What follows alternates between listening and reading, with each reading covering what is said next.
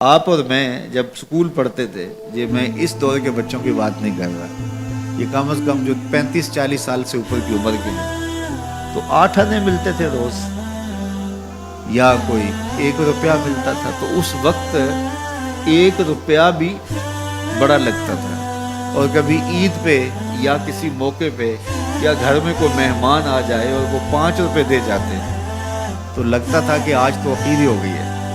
تو اس وقت 5 روپے بھی بڑے لگتے تھے، اس لیے کہ اس وقت ہمارے پاس لاکھوں نہیں تھے، تو 5 بھی بڑے تھے۔ اور آج اگر آپ کو کوئی 5 دے تو آپ اس کی طرف ہنس کے دیکھیں گے، یہ مجھے کیا دے رہے ہو؟ تو جب آپ نے لاکھوں نہیں دیکھے تھے تو 5 بھی بڑے لگتے تھے، اب لاکھوں دیکھ چکے تو وہ 5 کتنے چھوٹے لگتے ہیں۔ تو آج 60 سال بڑے لگتے ہیں، لیکن جب قیامت کا ایک دن 50,000 سال کا دیکھیں گے تو یہ بہت چھوٹا سا دن لگے گا۔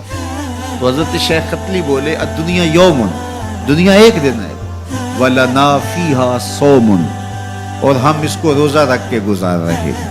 دیکھو جنہوں نے صبح سے لے کر اس وقت تک روزہ رکھا ہے، دن تو ان کا بھی گزر گیا۔ بیمار بھی ہوں گے آپ میں سے کئی، شوگر کے مریض بھی ہوں گے، مریض کے لیے دن کاٹنا اور روزے سے کاٹنا اور زیادہ مشکل ہو جاتا ہے، لیکن کٹ ہی گیا نا۔ تو جب ہم روزہ افطار کر رہے ہوں گے، ٹھنڈا اور میٹھا مشروب حلق سے نیچے اتر کے رگوں کو تر کر رہا ہوگا، تو ایک عجیب طمانینت ہوگی۔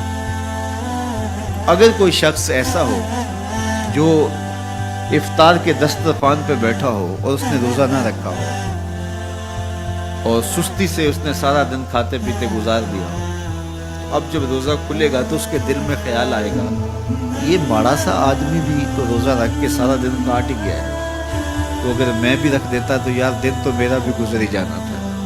لیکن اس کو وہ رسمن ساتھ تو لے رہا ہوگا، لیکن اگر اس نے روزہ نہیں رکھا تو اس کے لیے اس میں کوئی لذت نہیں ہوگی، اس کے لیے کوئی راحت نہیں ہوگی۔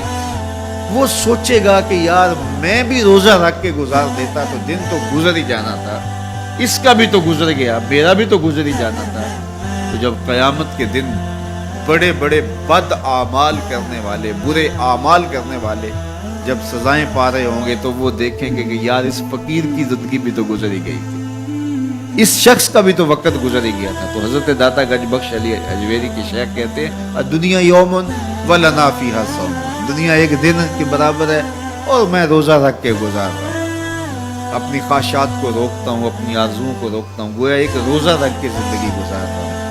تو زندگی تو میری بھی گزر جائے گی، اور جو نہیں روزہ رکھ کے گزار رہے تو زندگی تو ان کی بھی گزر جائے گی۔ تو فرمایا میں روزہ رکھ کے زندگی گزار رہا ہوں۔ اللہ اکبر۔ اس لیے اچھے لوگوں کی صحبت اختیار کرو، نیک لوگوں کے پاس بیٹھا کرو۔ یہ میری اور آپ کی ضرورت ہے کہ اچھے لوگوں کی صحبت میں جا کے بیٹھیں۔ جب اچھائی کی مجلس میں آپ بیٹھیں گے، میں بیٹھوں گا، تو کوئی خیر کی بات ملے گی جو ہماری آخرت اور دنیا کی بہتری کی ضامن بن جائے گی۔ یا جتنی دیر بیٹھے رہیں گے مجلس میں، کم از کم اتنی دیر تو برائیوں سے، گناہوں سے بچے رہیں گے اور دل میں نور اترتا رہے گا۔